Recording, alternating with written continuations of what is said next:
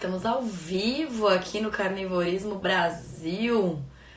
Minha primeira live aqui, segunda live aqui no Carnivorismo Brasil. Vamos esperar a galera entrar e a gente começa com os recados. Esperar o Dr. Fábio também entrar aqui para a live, eu chamo ele. Prazer enorme falar com vocês. Sempre a Jade que tá à frente aqui do Carnivorismo, então hoje eu tô do Território da Carne, tá aqui para fazer ser anfitrião da live de hoje com o Dr. Fábio. Pessoal que tá entrando, sejam muito bem-vindos. O tema de hoje é um tema que as pessoas têm muito interesse. Deixa eu chamar o Dr. Fábio aqui. Vamos lá para lá, cadê? Fábio, você tem que solicitar e eu aceito, é isso, né? Tema de hoje, eu tenho uns recadinhos aqui. Pera lá, aqui ó. Aí, Dr. Fábio, vamos lá. Aí, adiciona. 3, 2, 1, vamos esperar o Dr. Fábio entrar. Manda um joinha se vocês estiverem me escutando legal. Tá com áudio legal? Estão me ouvindo bem? Tem uma travadinha aqui, pera lá, vamos lá. Aê! Tudo bom? Não tô te vendo ainda. Tá me ouvindo? Vamos lá.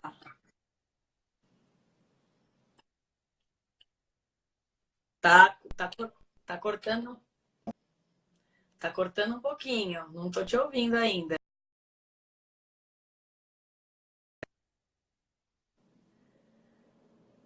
Vamos lá, Fábio. Tenta entrar de novo e eu te autorizo aqui. Bom, então o pessoal tá me escutando bem. Só esses minutinhos do Dr. Fábio conseguir entrar aqui, a gente já vai começar. Tem uma responsabilidade muito grande, porque a semana passada, na live da Jade e o professor Danilo Millen, foi o contrário, né? Uma pessoa da área de nutrição falando com um zootecnista. E eu, André Mesquita, zootecnista, falando com um médico que está finalizando a pós em nutrologia. Então, a gente vai tentar ter um bate-papo aqui bem descontraído, mas falando as informações que sempre aqui no Carnivorismo o pessoal está pedindo. A nossa intenção é que toda segunda-feira a gente faça uma live aqui, ó. Deixa eu aceitar o doutor aqui, vamos lá. Doutor Fábio.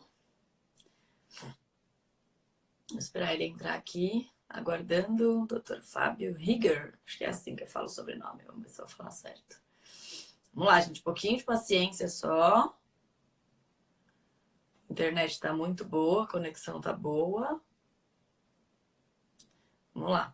Bom, enquanto o Dr. Fábio está entrando, o que eu quero pedir para vocês? Toda segunda-feira a gente pretende fazer uma live aqui. Como vocês sabem, nós somos em 6 integrantes, sendo que tem... Oi, Jade, tudo bem? Temos 2 zootecnistas, que é o professor Danilo Millen e eu. Temos a Jade, que é advogada e estudante de nutrição. E temos os 3 doutores, os 3 médicos, que cada um com a sua especialidade, também compõem o time. Então, nossa intenção é que toda segunda-feira a gente faça uma live para falar sobre os temas relacionados ao carnivorismo. Eu tenho uma colinha aqui que toda hora eu vou dar uma olhada aqui. O tema de hoje é sobre... A gente teve até uma conversa muito legal, um brainstorming entre os integrantes do grupo sobre como a gente ia chamar a live de hoje, porque a gente vai falar de temas que são muito perguntados aqui no Carnivorismo, que é o consumo de proteína, metabolismo, emagrecimento, obesidade, que são temas de extrema importância. Afinal, o Dr. Fábio vai falar um pouquinho para a gente sobre isso, mas a obesidade está entre um dos principais problemas de saúde da população mundial. Então, quando a gente fala de carnivorismo, quando a gente fala de consumo de proteína, de hormônio, de metabolismo, hormônio endógeno, né? É uma responsabilidade muito grande, porque as pessoas, elas acreditam que quando a gente fala disso, estamos falando só de emagrecimento, quando na verdade o emagrecimento é uma consequência de um estado de saúde promovido por uma boa nutrição. E eu, como uma boa estudante de nutrição animal, vejo que para os seres humanos é tão importante quanto, no caso, os animais. A gente quer que eles tenham uma boa nutrição para nos dar o melhor em produto comestível para sanar as nossas necessidades de ser humano. No caso do ser humano, a gente tem que compor todo o nosso fazer com que o nosso dia a dia tenha o melhor equilíbrio possível. Gente, vou esperar então, doutor Fábio, talvez esteja com probleminha de conexão, mas eu tenho várias coisas para falar. Antes de me apresentar, que eu quero, se você aqui que está na live começou a acompanhar a gente agora e não entende muito do carnivorismo, a gente no final da live vai falar um pouco sobre isso, mas pega esse aviãozinho e manda para as pessoas que precisam saber sobre esse assunto. E a gente não vai falar estritamente aqui de consumo de proteína de origem animal como única saída para ter saúde. Não. O Dr. Fábio vai falar sobre várias questões. Então, tá vendo que tá com problema de conexão aí, mas não tem problema, já já ele entra.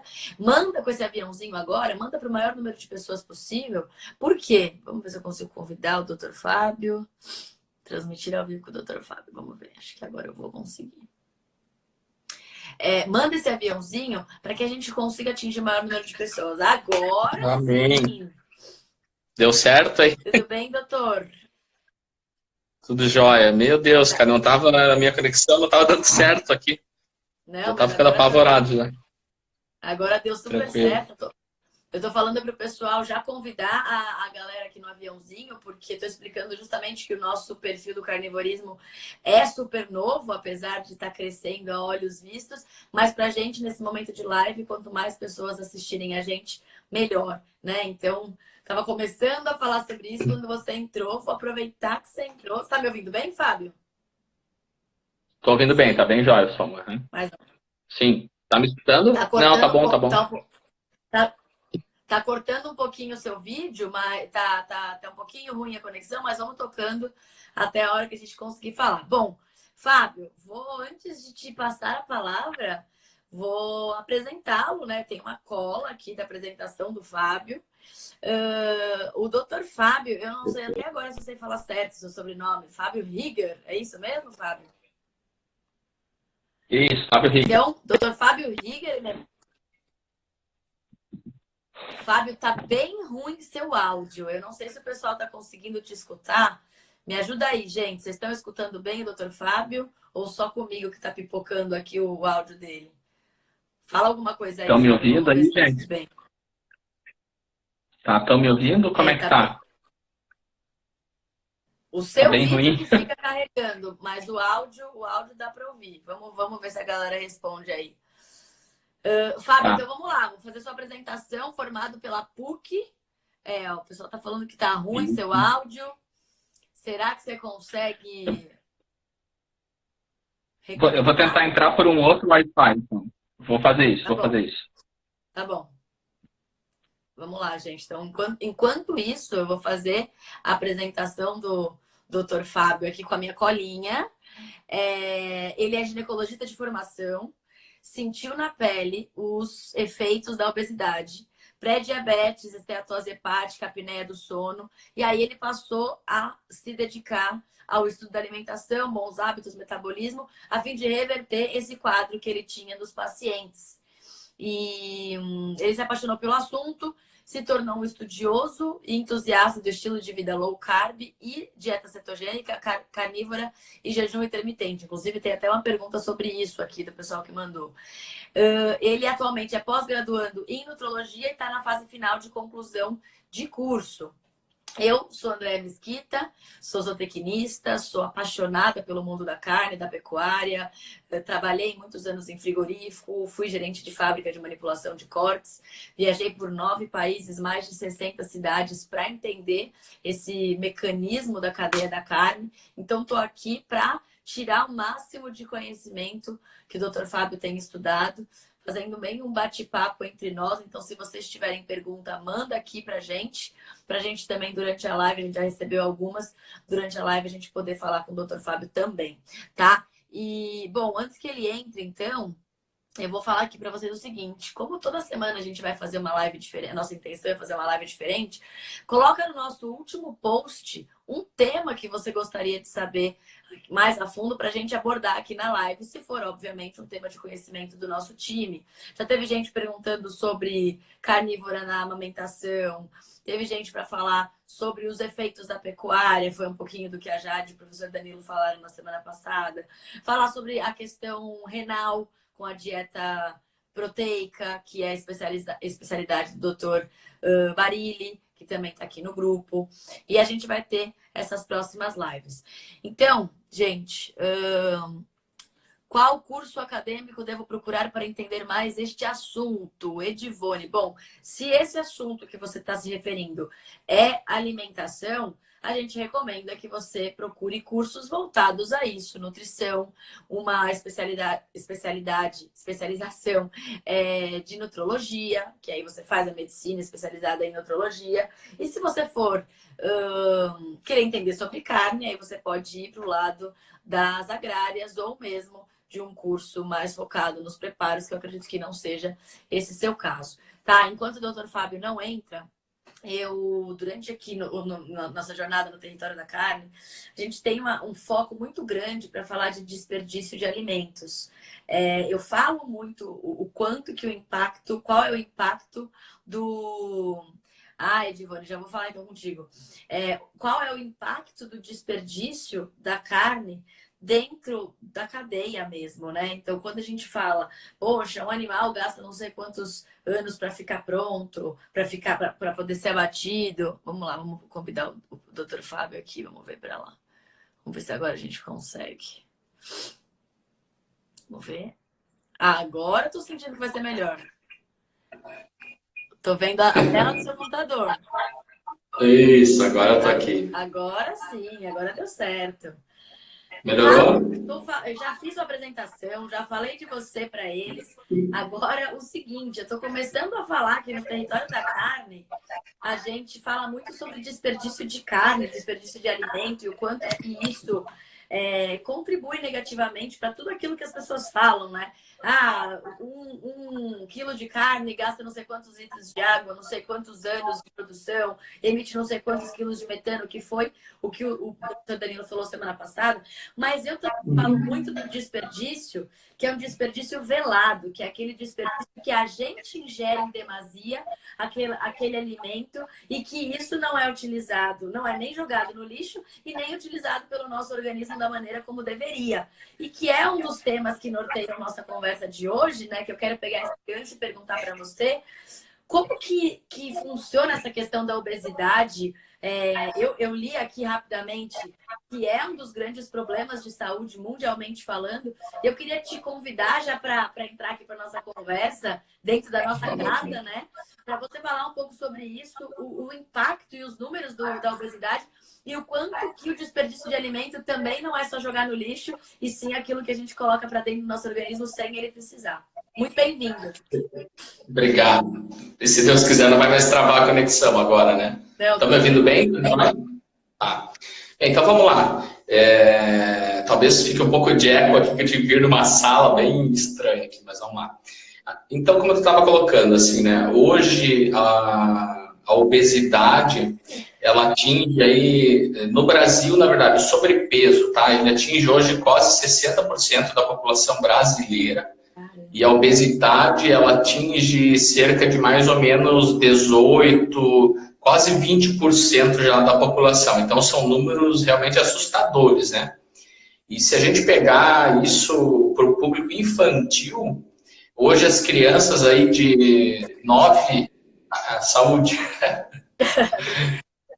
As crianças aí de 9 a 15 anos já estão mais ou menos aí com cerca de 33% de sobrepeso e a obesidade já chega a 15% aproximadamente. Nossa. Então, são números assim assustadores, né? E qual que é a importância disso? Entender, doutor, desculpa te cortar. O que define o sobrepeso e a obesidade, para a gente entender aqui, o que separa os dois? Uma maneira bem simples de a gente calcular isso, né, é o famoso índice de massa corporal, né? Isso aí qualquer pessoa pode fazer em casa, procura no Google como calcular índice de massa corporal, a altura o peso pela altura ao quadrado. Então até 25 é considerado normal, né? Entre 25 e 30 a pessoa está com sobrepeso e a partir de 30 ela se enquadra em obesidade, né? Daí varia da obesidade grau 1, grau 2 e obesidade mórbida. Então todo mundo pode fazer em casa, bem tranquilo. Beleza, maravilha. Bom, então a gente tem 60% da população mundial com sobrepeso. E aí você estava me falando antes que desse índice, que para mim é assustador, mas eu sou leiga no assunto, desencadeia uma série de outros problemas de saúde e que são, obviamente, já problemas de utilidade, né? Porque causa uma série de custos para a nossa manutenção de saúde, não só pessoa física, individual, como também para os governos todos, né? Sim, exatamente. Isso hoje é um problema de saúde pública, né? A sobrepeso e a obesidade. Realmente se gasta hoje rios de dinheiro com as consequências causadas pelo sobrepeso e obesidade. Para tu ter uma ideia, né? Falando especificamente de doenças, entre as 10 principais causas de morte hoje no Brasil e no mundo, pelo menos 4, 5 estão relacionados ao sobrepeso e obesidade, né? Eu posso te falar em primeiro lugar o infarto, né? Depois em AVC, o diabetes também está aí no meio e o câncer, né? São todas doenças que têm íntima relação com sobrepeso e obesidade. Na verdade, a gente pode dizer que a causa principal de todas essas doenças tem como base o sobrepeso e a obesidade, né? O câncer, para ter uma ideia, ó, a gente, causas mutáveis, né? O que seriam causas mutáveis de câncer? É aquilo que a gente pode modificar ao longo da vida, né? Por exemplo, a genética, se a gente tem uma tendência genética, a gente não tem como modificar isso. Por exemplo, o câncer de mama. Se tu tem a mãe com câncer de mama, irmã, parente de primeiro grau, tu tem uma chance maior de ter câncer de mama. É uma predisposição genética, isso é imutável. Então, mutável é aquilo que a gente pode mudar. Tá? Em primeiro lugar, de causa mutável, é o cigarro, disparado. E o segundo lugar de causa mutável, como causa de câncer, é a obesidade. Assim, vem na frente do álcool. Tá? Então, já é uma coisa assustadora, né? Mais um problema. E nas mulheres, por exemplo, está relacionado com câncer de mama, câncer de endométrio, câncer de ovário. Nos homens, câncer de próstata, câncer de intestino, tá? Então... Meu Deus, é assustador. Porque não é muito a minha área, a gente acaba não entrando tanto no detalhe, a gente vê como uma questão óbvia, que é nítido você ver que é um problema de saúde, mas fica muito mascarado tudo que tem por trás, né? E eu acho que até para a própria pessoa que tem sobrepeso ou obesidade, a menos que ela vá se tratar, ela também não sabe o quanto que isso é danoso para a saúde dela, né? Em termos de outras doenças como essas que você falou. Sim. E o pior de tudo, né? São doenças silenciosas, né? As pessoas acabam não tendo sintoma e realmente quando começam a ter sintoma é tarde demais para fazer alguma coisa, né? O diabetes é uma doença que não dá sintoma nenhum normalmente, né? Então, própria pressão alta, muitas vezes a pessoa não descobre num exame de rotina, um ou outro tem dor de cabeça, aquela famosa dor na nuca, mas se não é num exame de rotina, vai consultar um médico, a pressão estava alta, a glicemia, mesma coisa, vai fazer um exame lá de rotina, descobre que é diabético, e sem falar no câncer, né, que o diagnóstico também é feito normalmente tardiamente, né, ou muitas vezes no estágio avançado. Então, para piorar, são doenças silenciosas, né? Com certeza. Ó, deixa eu só baixar o volume, que está dando eco. Vou baixar para ver se vai dar certo.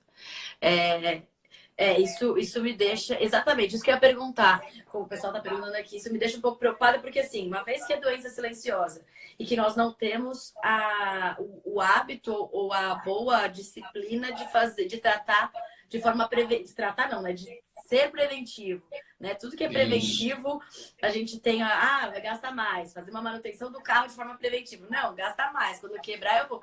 Como é que essas doenças podem ser evitadas se eu já sei que eu tenho algo como um indício de sobrepeso, na minha família tem, eu ainda não tenho? Eu não sei como é que funciona isso em termos até para quem está escutando a gente, viu, Fábio? Eu vou fazer as perguntas como as pessoas leigas fariam, porque assim eu sou. Estou extremamente leiga. Como é que a gente consegue antecipar essa prevenção ou identificar esses sinais de forma que eu vou buscar o profissional para fazer isso? Ou eu posso mudar alimentação. Inclusive, eu até tinha notado aqui no começo da live, para a gente deixar claro, né, Fábio, que isso aqui não substitui nenhuma consulta médica, né? Isso é uma conversa nossa. Então, qualquer sintoma que você entenda que você tem, que o doutor Fábio comentou, vai procurar um médico, né? Uma consulta. Mas eu queria entender isso, Fábio. Como que a gente... Quais são os sinais que eu falo, caramba, tô com sobrepeso, fiz meu IMC e posso ter algum tipo de problema, como você comentou? Normalmente, infelizmente, às vezes não dão sinais, né? Mas costuma, assim, normalmente a gente vai se sentindo cansado, é uma pessoa que apresenta normalmente uma indisposição crônica, um sono não recuperador, dorme e acorda cansado, uma letargia, uma dificuldade de raciocínio mais lento, né? Isso já são alguns sintomas aí de que algo não está bem, né? E no geral, assim, seria recomendado que, pelo menos após aí os 30 ou chegando próximo aos 40 anos, né, que a gente começasse a fazer exames de rotina também, pelo menos uma vez ao ano, para já tentando observar algumas alterações aí. Mas, assim, a obesidade por si só, né, é muito fácil. A gente sabe quando a gente está com sobrepeso, quando a gente está obeso, né? Então, a gente tem que olhar para a gente mesmo e observar, não, algo é uma coisa óbvia que eu não estou bem, né? A Jade então, fala não ignorar isso, né? A Jade fala desse autoconhecimento, essa autopercepção, você sentir os sinais do seu corpo. E aqui, pelo menos em São Paulo, grandes cidades, eu imagino que seja um fator difícil de, às vezes, a gente está numa correria tão grande que seu corpo vai dando sinais, como você falou, uma dor de cabeça, uma fadiga crônica, e a gente vai achando que é por conta da correria, né? E não olha para isso. E eu tive, acho que 74 dias de dieta carnívora, comendo só o que a gente até brinca, o que entrou na Arca de Noé. Eu saí há 2 semanas, mas assim, saí porque estava também me sentindo muito ansiosa e comi coisas erradas. Mas eu conseguia saber, um cappuccino no dia que eu tomava, eu falava, realmente leite não é legal para mim. E que eu nunca tinha percebido, porque eu comia de tudo ao mesmo tempo, comia vegetais, comia grãos, comia carne, e eu precisei fazer uma retirada brusca desses alimentos. Óbvio que eu fui tirando carboidrato aos poucos, e ainda assim tive muita dor de cabeça e fadiga na primeira semana, mas só assim que eu consegui me perceber melhor, sentir algumas coisas que antes eu não sentia. Aquela famosa frase, né? Foi no churrasco, comeu pra caramba, bebeu pra caramba e comeu uma azeitoninha no final e fala, foi a azeitona que me fez mal. Porque você come tudo, de todo jeito, né? Então, de fato, eu sou uma prova viva de que eu precisei fazer algo mais restritivo para me auto-perceber e saber quais são os alimentos que me causam bem-estar, mal-estar, enfim. Exatamente. Outros sintomas, assim, ó, que nem tu falou, sintomas gastrointestinais, né? Estufamento, a pessoa fica... um sintoma de má digestão, isso também é uma coisa bastante comum, né? Muitas vezes dores articulares sem nenhum tipo de explicação, grandes articulações ou dores musculares, mialgias, isso também é um sintoma, dores de cabeça, né? São tudo sintomas aí de que algo não vai bem com a saúde, né? Isso pode ser modificado com alimentação, com certeza. E aí, nesse aspecto, já teve até uma pergunta sobre isso. Como que os hormônios estão vinculados com isso, Fábio? A gente sabendo, quando a gente estuda um pouquinho mais sobre o corpo, uma das primeiras coisas que a gente vê é o sistema endócrino, o quanto que a gente tem que perceber também isso, né? A gente está o tempo inteiro sendo movido pelo sistema endócrino, por hormônio daqui e de lá, endógeno, né? Porque a gente fala do animal, já fala hormônio exógeno. Como é que a gente consegue entender através dos hormônios, perceber o nosso corpo melhor e evitar a questão do sobrepeso e obesidade? Isso, vamos lá. É bastante complexo, né? Talvez a gente pudesse falar um pouco da fome, então. Como que funciona a fome, né? Por que a gente está se tornando obeso? Por que está tendo tanto sobrepeso? Basicamente por causa da nossa alimentação hoje, né? A gente tem uma alimentação, infelizmente, aí, com cada vez maior restrição das proteínas, das carnes, né? E cada vez mais usando alimentos processados, ultraprocessados, açúcares, farinhas, né? Base da alimentação, grãos, muitos grãos, mesmo integrais, né? Isso vai desencadeando essa epidemia de sobrepeso e obesidade. Então, vamos falar de parte hormonal, assim, né? Claro, a gente é do movimento que chama carnivorismo, então é uma coisa óbvia que a gente está, de uma maneira, defendendo o consumo de proteína, né? E por que um médico está defendendo o consumo de proteína? Então, e qual o papel da proteína, vamos falar assim, no tratamento do sobrepeso e na obesidade? Aonde que ela entra? Por que ela é importante? Né? Justamente pela questão hormonal, dos hormônios que estão relacionados com a fome. Né? Então, talvez pudesse explicar aí, primeiro o mecanismo da fome, por exemplo, seria, acho que, muito importante explicar por que a gente sente tanta fome quando a gente come um carboidrato, né? Uhum. Posso falando? Vou falando, o negócio vai ser meio longo aqui. Vai falando. Então tá. Vamos lá, então. Vamos explicar os mecanismos da fome, né? E como que eles afetam, como que os hormônios afetam a nossa fome, levam sobrepeso, obesidade, todas as doenças, né? Vamos falar de um hormônio que é extremamente conhecido, aí, que todo mundo já ouviu falar e que a gente fala muito, a tal da insulina. Eu considero assim, a insulina um dos hormônios mais obesogênicos que tem, né? Por quê? Quando ela está extremamente ligada no mecanismo da fome, aquela fome eterna que não acaba nunca. Quando a gente come um alimento que é rico em carboidrato, por exemplo, um pão, uma massa, um cereal, enfim, um processado, ultraprocessado, o que vai acontecer? Na nossa corrente sanguínea vai ocorrer uma elevação da nossa glicose, a glicose sobe, e esse aumento da glicose ele vai fazer um pico desse hormônio chamado insulina. Essa insulina, o que ela vai fazer? Ela vai baixar a nossa glicemia, a gente vai ter uma hipoglicemia. E dali, mais ou menos 2 a 3 horas após, a gente vai estar com fome de novo. Né? E a maioria das pessoas vai lá e come mais um carboidratozinho. Né? Come uma torradinha, uma bolachinha, um chocolatezinho, enfim. Mas aumento de glicose, pico de insulina, hipoglicemia e fome. E no almoço é arroz, é macarrão, é batata... Mais glicose, pico de insulina, 2, 3 horas depois, fome de novo. À tarde, um cafezinho da tarde, um bolo, um pão, glicose, insulina. Então, o negócio se repete ao longo do dia, né?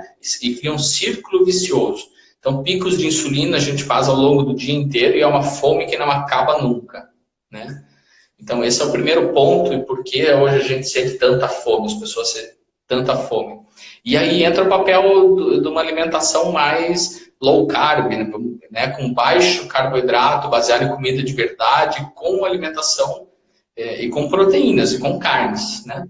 O que vai acontecer? A partir do momento que tu começa a restringir os carboidratos, comer uma alimentação mais baseada em proteínas, verduras, legumes, com baixo índice glicêmico, automaticamente tu vai parar de fazer esses picos de insulina ao longo do dia. E parando de fazer pico de insulina ao longo do dia, só isso já vai te ajudar a ter uma redução da fome. Tá? Então, automaticamente vai te ajudar numa perda de peso, né? Vai ajudar num processo de tratamento de sobrepeso e obesidade e você vai conseguir perder peso, restringindo os carboidratos, comendo mais proteína, comendo mais verduras, fibras, legumes. Tá? Ô, Fábio, então, a gente recebeu uma pergunta que inclusive tem muito a ver com o que você está falando, que até muito pouco tempo atrás, se não até hoje, tem gente que diz que o certo é se alimentar de 3 em 3 horas e que agora já começam a falar do tal do jejum intermitente, que eu sei que você vai falar mais pra frente, mas então quer dizer que essa questão de se alimentar de 3 em 3 horas, que a gente sempre ouviu falar que era o melhor, eu escutava ainda como explicação que era muito fácil de entender. Olha, você não pode deixar o seu corpo passar fome, porque senão ele vai acumular gordura, porque ele vai achar que você está passando por um período de estiagem aí. Então isso aí é mito. Sim, é mito. E a pessoa tem que comer a cada 3 horas, porque quando alguém te prescreve uma dieta que te passa torrada e bolachinha integral, é isso, pois é. Você tem que comer a cada 3 horas mesmo, porque senão tu vai morrer de fome, né? Mas isso é uma lenda, não tem nada, né? O correto é a gente se alimentar quando a gente está com fome. Essa história de que comer a cada 3 horas acelera o metabolismo, isso é tudo balela, né? Não tem nada a ver. É uma lenda que se criou realmente e o negócio está muito enraizado mesmo, né? É só tu ver a grande maioria dos médicos e nutricionistas pensa dessa forma e continuam agindo dessa forma, infelizmente. Mas o jejum intermitente tem muitos benefícios que depois a gente pode falar mais especificamente aí. Perfeito. Não, segue o jogo. Eu só te interrompi porque parece que é super justificável essa questão das 3 em 3 horas, sim, né? sim. Mas não é. Show. Exatamente. Bem, vamos continuar, né? Então, no papel aí das proteínas vou considerar como um tratamento, uma dieta com proteínas, né? A gente pode dizer que é um tratamento para obesidade e sobrepeso. Vamos continuar na parte hormonal aí, porque são vários hormônios aí que estão relacionados diretamente à nossa alimentação, né? Então vamos lá. Eu já falei da insulina, então, e vocês acredito que todo mundo deve ter entendido como que a insulina age aumentando a fome, né? Existe ainda outro hormônio que está relacionado com a fome, que é um hormônio que a gente chama de grelina. Essa grelina, ela é um hormônio que ela é produzida no estômago, principalmente quando o estômago fica vazio, tá? Então o estômago está vazio, aumenta a produção de grelina e estimula a fome. Então, alimentos que têm um esvaziamento gástrico rápido, uma digestão rápida, automaticamente o que vai acontecer? O estômago vai se esvaziar rápido.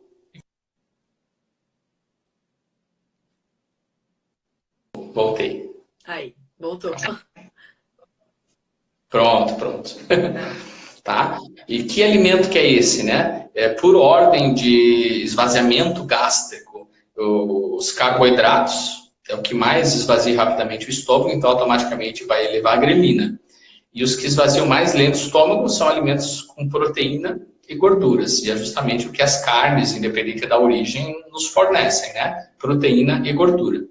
Então, automaticamente, a partir do momento que você tem uma dieta com bastante proteína, com a carne das proteínas juntas, você vai ter um retardo do esvaziamento gástrico, o estômago vai ser esvaziado mais devagar e vai diminuir os níveis dessa grelina, que é o hormônio da fome.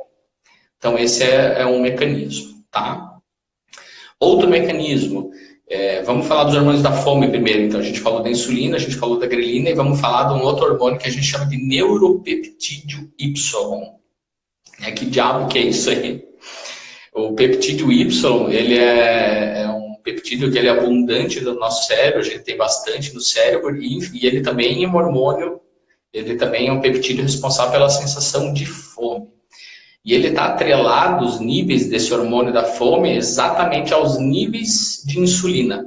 Então, quanto mais insulina a gente produzir, né, maior a quantidade desse neuropeptídeo Y, que vai lá e vai agir no hipotálamo e produzir fome, tá? Então, a partir do momento que tu consegue reduzir os teus níveis de insulina com uma dieta pobre em carboidratos, automaticamente tu vai reduzir os níveis desse neuropeptídeo Y. Então, também vai influenciar na fome, tá? Não sei se é muito técnico, o pessoal vai achar chato. Tá super didático. Agora tem uma pergunta nesse intermeio aí, que muita gente fala. A maioria das vezes que a gente come, na verdade, a gente estava com sede. Tem isso também? Tem, com certeza. Existe a fome real e a fome psicológica, né? Então, uma das maneiras, assim, de conseguir diferenciar uma fome real de uma fome psicológica, a fome real é aquela fome, assim, que se te oferecerem qualquer coisa para tu comer, tu come, tá? Pode ser jiló, pode ser, sei lá, enfim, qualquer comida teoricamente ruim, né? É só para dar um exemplo, mas assim, o que vier pela frente, tu come quando tu tá com fome real. A fome psicológica, normalmente, é aquela fome assim que tu tem um desejo específico. Eu tô com fome de bola. Ninguém tem fome de bola. Uma fome psicológica, tu tá com vontade de comer bolo, tu não tá com fome, né? E realmente, uma das formas de identificar isso, uma é essa questão de um desejo específico por um alimento, isso é típico de fome psicológica, e daí se tu acha que tu tá com fome, tu vai lá e toma um copão d'água e a fome passa, com certeza era uma fome psicológica. Então isso é uma forma de identificar, tá? Fome real não passa com água e a fome psicológica passa com água e é um desejo específico por um determinado alimento. Perfeito. Ó, doutora, assim que você for terminando o assunto hormônio, tem um monte de pergunta interessante que tá chegando aqui. A gente volta a elas e pega algumas para fazer, tá bom? Perfeito. Então eu vou tentar falar mais rapidamente assim da questão hormonal, para não me estender muito e não ficar chato também essa parte técnica, tá? Basicamente assim, ó, quando uma pessoa quer emagrecer, né? No meu consultório, as pessoas me procuram para emagrecer e eu procuro orientar elas justamente uma dieta low carb, com mais baixos carboidratos, uma dieta cetogênica, em alguns casos uma dieta carnívora. Por que isso? Além dos picos de insulina que eu já expliquei, né, o estômago cheio vai diminuir grelina e vai diminuir também, diminuindo insulina, diminui esse neuropeptídeo Y associado à fome, a proteína ela costuma aumentar a produção dos hormônios anorexígenos, proteína e gordura, tá? Então, quais seriam esses hormônios? Esses hormônios a leptina, tá? A peptídeo YY, colicistoquinina, e existe um outro hormônio que se chama GLP-1, tá? Todos esses hormônios, eles estão relacionados direta ou indiretamente com o consumo de proteínas, como as gorduras, os lipídios. Eles causam, todos eles de uma maneira ou outra, basicamente, eles atuam no hipotálamo, no centro da fome, diminuindo fome, e atuam também a nível de estômago e de intestino, diminuindo o esvaziamento gástrico, retardando o esvaziamento gástrico, retardando o movimento do estômago, retardando o movimento do intestino. Então, tudo isso junto vai fazer com que automaticamente tu fique saciado por mais tempo, diminua a fome, né? E não só pelo fato do estômago estar cheio, mas também pelo fato de agir a nível de hipotálamo e reduzindo a sensação de fome. E todos esses hormônios, eles são estimulados por proteína e gordura. Tá? Então, comer carne, aquela carne gordinha, a gordura natural das proteínas, vai ajudar no processo de emagrecimento. Tá? Basicamente isso, para mim não me estender muito, senão acaba ficando muito chato, né? Perfeito.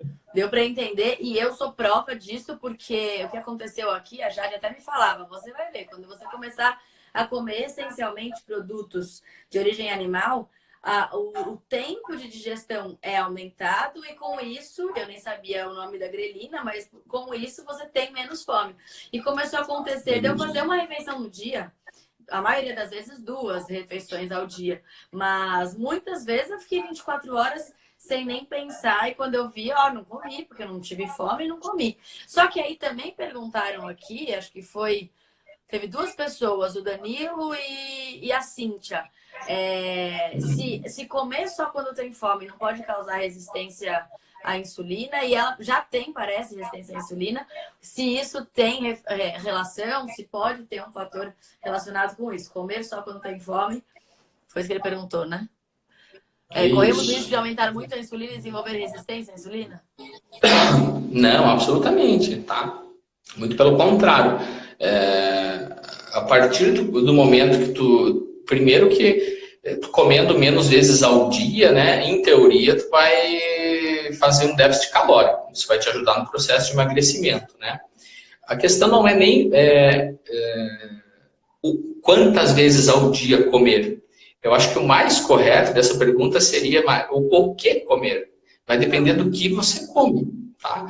Porque proteínas, carnes, as verduras, os legumes em geral, são todos alimentos que não fazem pico de insulina e que acabam ajudando no processo de emagrecimento e que vão melhorar a resistência à insulina. E não fazer com que desenvolva a resistência à insulina. Entendi. Tá? Então é muito mais relacionado ao quê do que eu como. E faz sentido, então, que tem até uma pergunta aqui, um comentário da Nanda, falando que ela foi em 2 médicos e disseram a ela que low carb e jejum intermitente causa compulsão. E aí eu vou até complementar isso dizendo, geralmente, quando você fica muito tempo na low carb, o que acontece é isso que você falou, né? Você tem uma fome psicológica, um desejo ali de um negócio que você está muito tempo sem comer, mas que não dá vontade, justamente porque não deu o seu pico de insulina, né? Perfeito. Mas assim, muito pelo contrário, tá? O jejum intermitente e uma dieta low carb, elas não causam compulsão, elas ajudam a controlar a compulsão. Eu tenho um paciente aqui me assistindo aqui na live, ó, o Geraldo aqui. O Geraldo pode confirmar aí, né, Geraldo? Faz um joinha aí, né? De como uma alimentação low carb, cetogênica e jejum intermitente, eles ajudam a controlar a compulsão e não desencadear a compulsão, né? Na verdade, quando tu come um doce, por exemplo, o que acontece? O alimento rico em açúcar, em carboidrato, ele vai lá e ele aumenta os teus níveis também de dopamina a nível cerebral, né? E a dopamina causa uma sensação de bem-estar,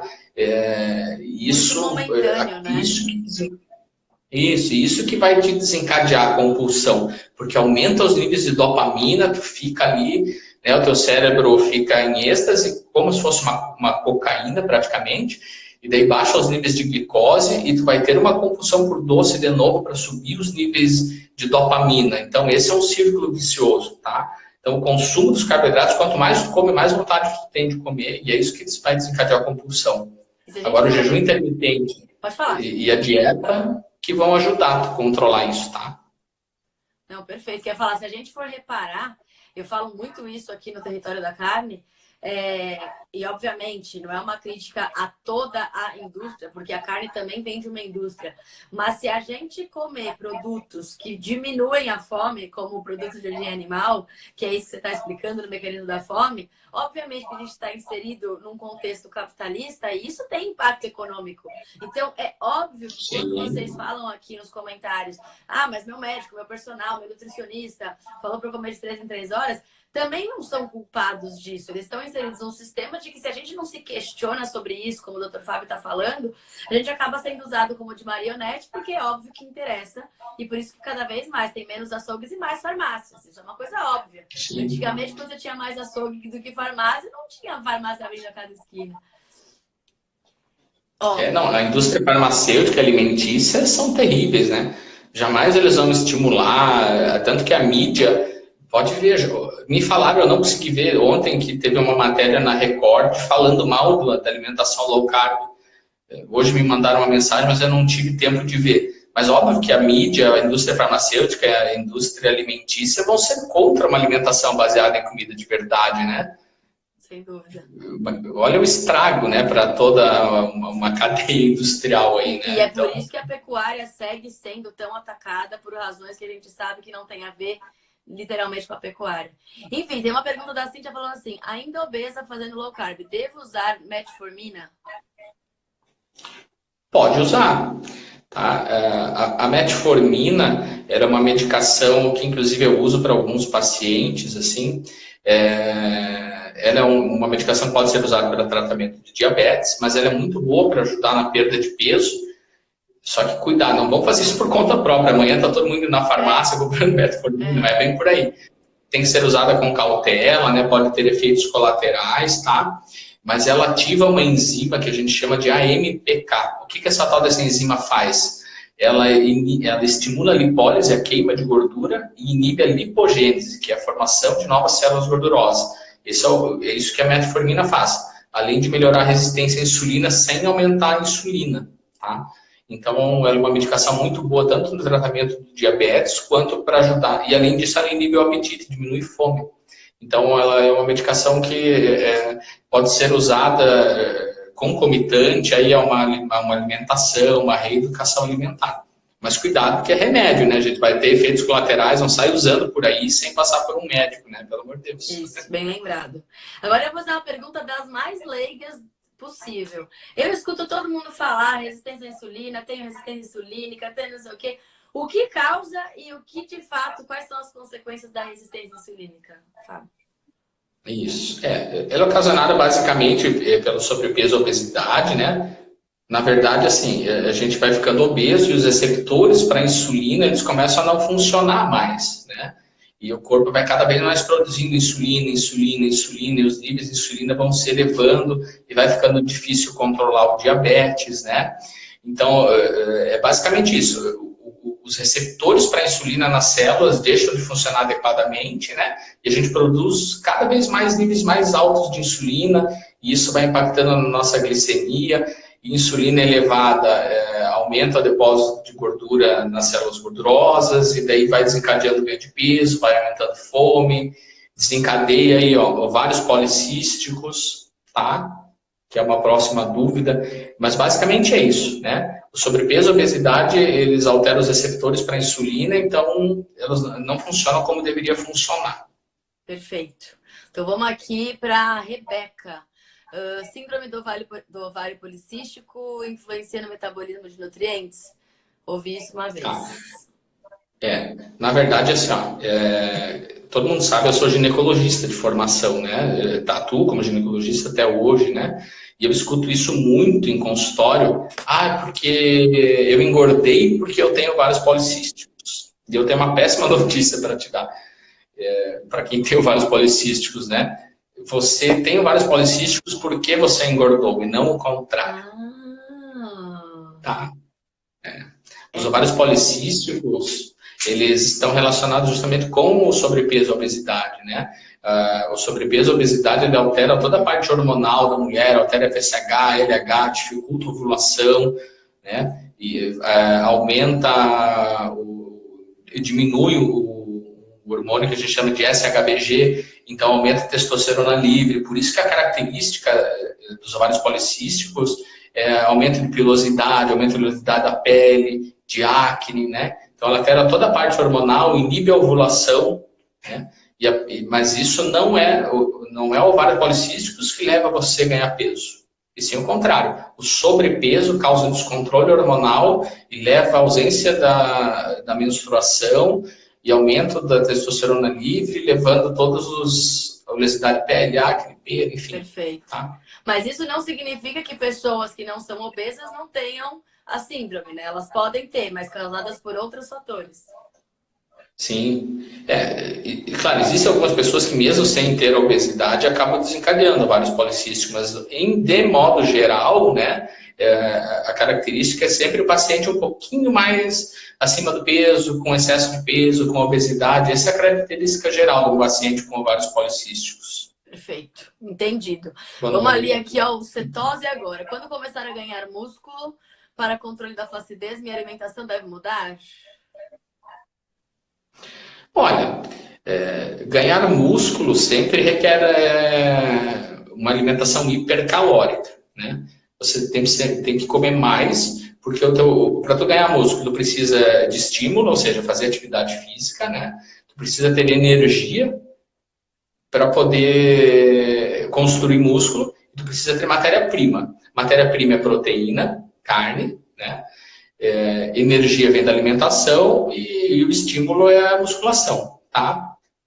Você não precisa necessariamente alterar o teu tipo de alimentação. Tu pode fazer hipertrofia fazendo uma alimentação cetogênica, uma alimentação carnívora. O que tu precisa é comer mais para ter calorias o suficiente para poder formar músculos.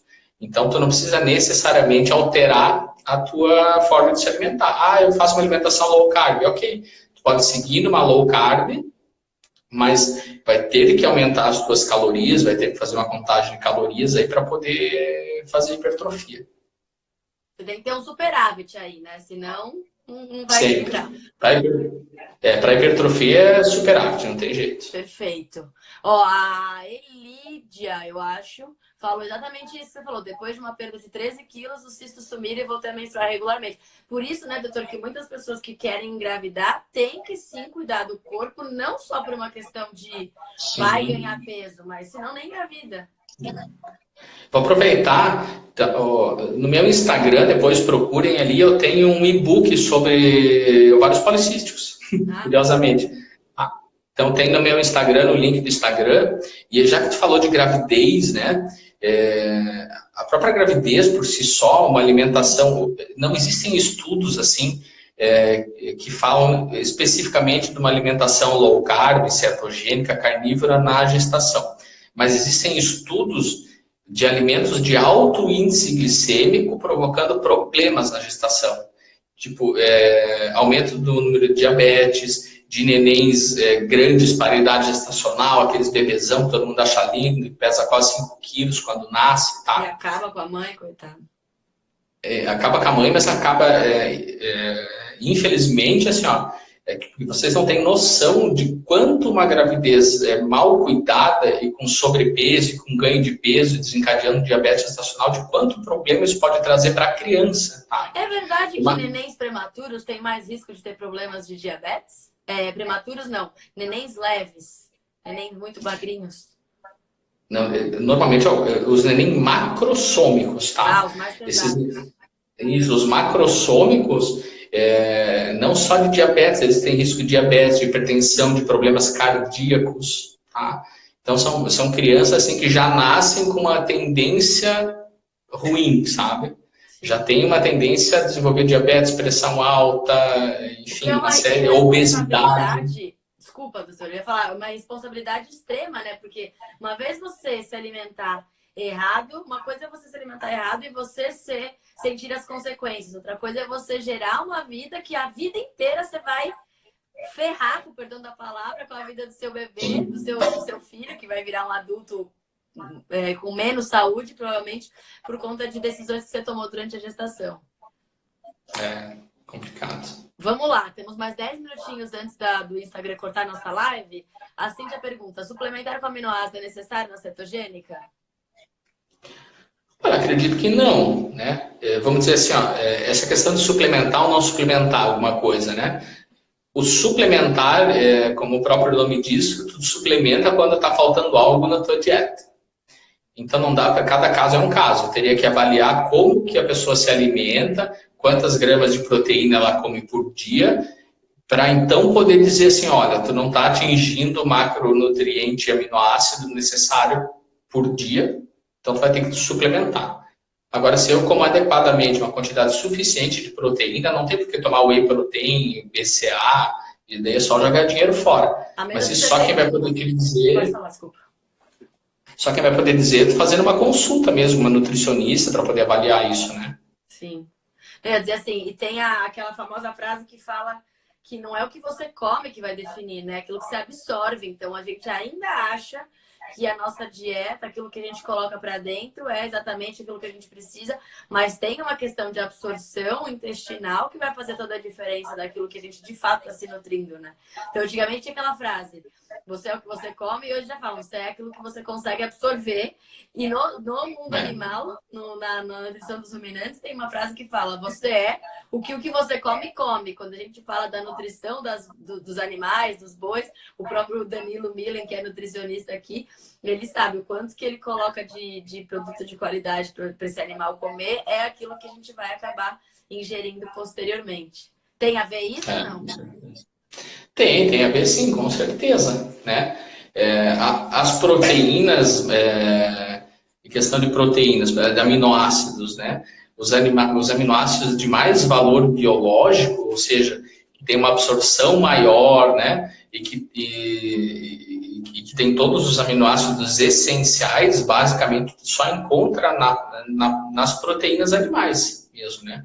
Então, realmente, as proteínas animais, elas são um alimento completo quando a gente está falando aí de aminoácidos, né? Agora, as proteínas vegetais, daí, de uma forma ou de outra, vai ter que acabar ou misturando alguns vegetais para conseguir atingir os níveis de aminoácidos, mas não é um alimento tão completo quanto uma proteína, nesse sentido. Perfeito. Ó, eu vou ler aquela pergunta que mandaram nos comentários do post da live, depois eu já passo para essa última aqui da, acho que é Carol, e a gente já vai partindo para o encerramento. Pode ser, Fábio?